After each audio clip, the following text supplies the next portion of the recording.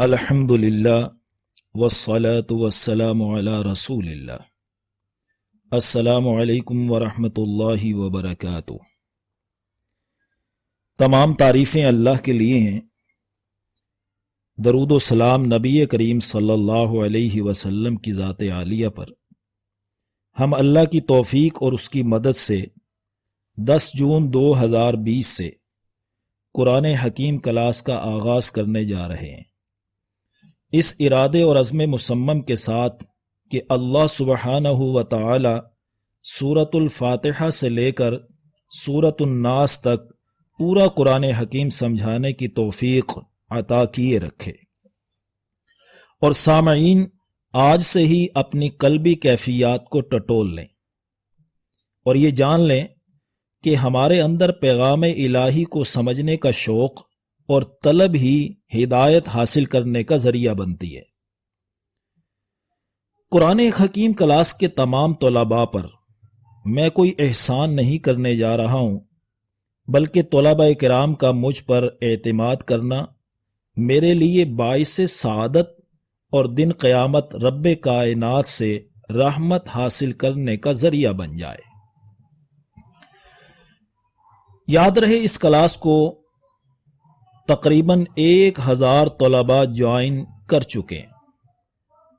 بغیر face, free of cost ہونے کی وجہ سے اس کلاس کو غیر اہم نہ سمجھیے گا۔ یہ خاص جذبے اور شوق کے تحت پڑھائی جا رہی ہے۔ اللہ ہمیں قلب سلیم اور سچی طلب عطا فرمائے۔ اللہ ہمیں سنجیدگی، ذہنی پختگی، میچورٹی، حکمت و دانائی عطا فرمائے۔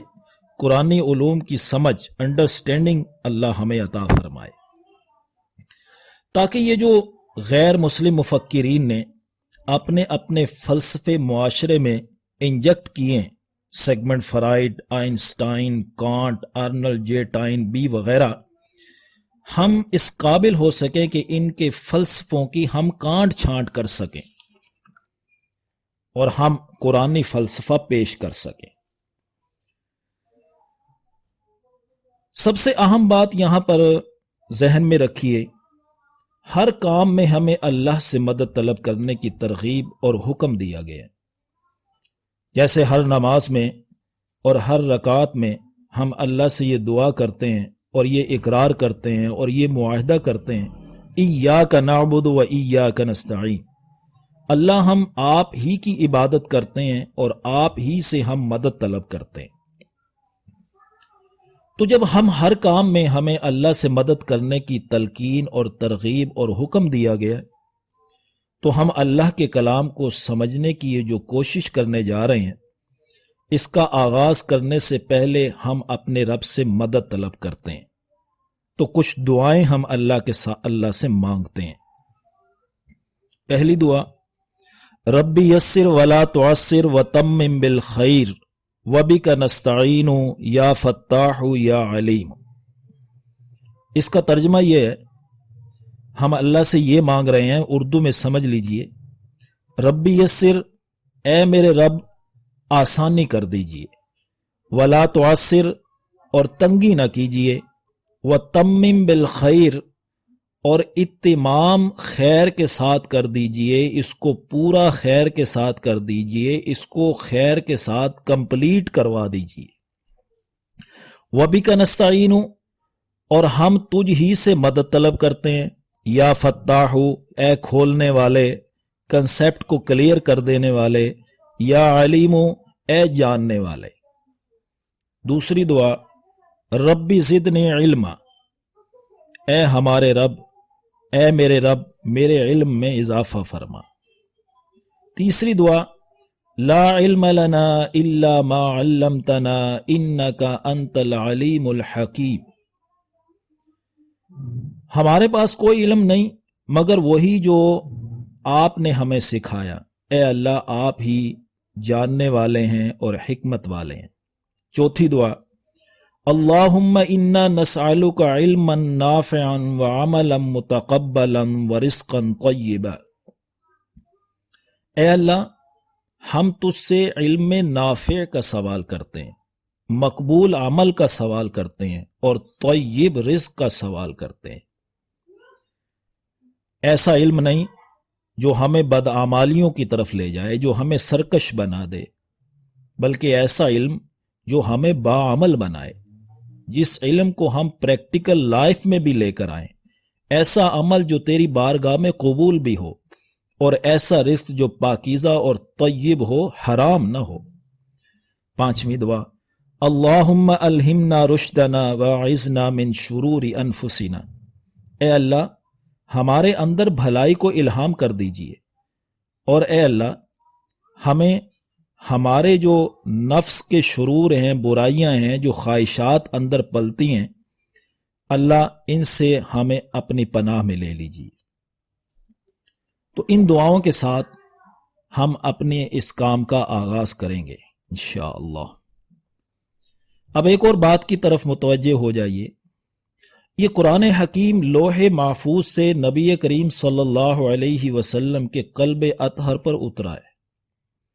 رسول اللہ صلی اللہ علیہ وسلم نے اپنے منصب اور ڈیزگنیشن سے پوری وفا کرتے ہوئے قرآن لوگوں تک پہنچایا ہے۔ اس رؤوف و رحیم ہستی کا ہم پر احسان ہے کہ انہوں نے ہمیں اللہ کو راضی کرنے کا طریقہ سکھلا دیا۔ تو پڑھیے نا اس عظیم ہستی پر درود پاک، اس کی آل پر، اس کے صحابہ رضی اللہ تعالی عنہم اجمعین پر، جو حضور صلی اللہ علیہ وسلم کے معاون بنے اور تابعداری اختیار کی اور لسن اینڈ اوبے کا طرز اپنایا۔ اللہم صلی علی محمد وعلی آل محمد کما صلیت علی ابراہیم وعلی آل ابراہیم انک حمید مجید۔ اللہم بارک علی محمد وعلی آل محمد کما بارکت علی ابراہیم وعلی آل ابراہیم انک حمید مجید۔ 2 رکعت نماز ادا کر کے جائے نماز پر ہی بیٹھے ہوئے میں نے یہ کلپ ریکارڈ کیا ہے۔ بہتر ہے آپ بھی اسی طرح اپنے رب سے مدد طلب کریں۔ دعائیں مانگنا اس لیے ضروری ہے کہ پھر اللہ کی مدد شامل حال ہو جاتی ہے۔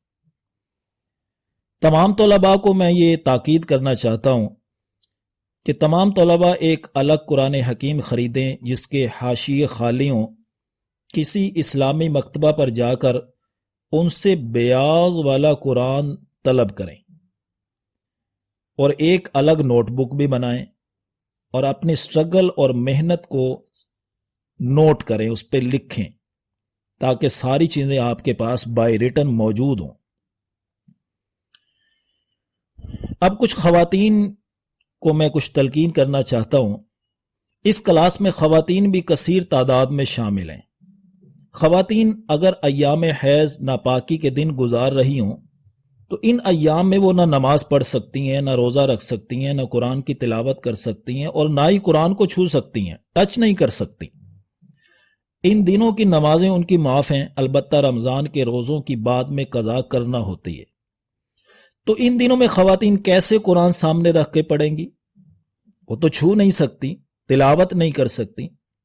تو ان ایام میں خواتین قرآن کو چھو تو نہیں سکتی، لیکن دیکھ سکتی ہیں۔ زبان سے تلاوت نہیں کر سکتی، البتہ دیکھ کر دل ہی دل میں دیے گئے سبق کا مطالعہ کر سکتی ہیں، ذکر و اذکار کر سکتی ہیں، استغفار کر سکتی ہیں۔ تو اب سوال ہے کہ خواتین قرآن کیسے کھولیں گی؟ اس کے 2 طریقے میں آپ کے سامنے رکھ دیتا ہوں۔ ایک، کسی سے کہہ دیں کہ وہ صفحہ کھول کر سامنے رکھ دے۔ نمبر 2، کوئی علیحدہ موٹا صاف کپڑا لے کر اس کے ذریعے پکڑ کر کھول لیں، تو اس طرح قرآن سامنے رکھ کے پڑھا جا سکتا ہے۔ ہاں، البتہ ایک تیسرا طریقہ ہے کہ جس کو آپ ہاتھ لگا کے بھی کر سکتے ہیں، وہ ہے قرآن جو موبائل کے اندر موجود ہے، اس کو آپ بغیر وضو کے موبائل کو پکڑ سکتے ہیں، قرآن کھول سکتے ہیں، لیکن صرف آپ نے تلاوت نہیں کرنی، دیکھ سکتے ہیں قرآن مجید کو۔ تو بس یہ چند ضروری ہدایات ہمارے سامنے آ چکی۔ اللہ رب العزت ان ہدایات کو عملی زندگی میں، پریکٹیکل لائف میں لانے کی توفیق نصیب فرمائے۔ آخر دعوانا ان الحمد للہ رب العالمین۔ استغفر اللہ لی ولکم ولسائر المسلمین۔ آمین یا رب العالمین۔